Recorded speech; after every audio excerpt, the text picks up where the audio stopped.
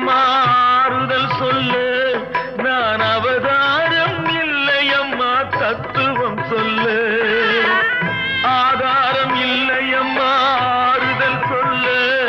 நான் அவதாரம் இல்லையம்மா தத்துவம் சொல்லு பரிகாரம் தேடி நீ எவ்விடம் செல்ல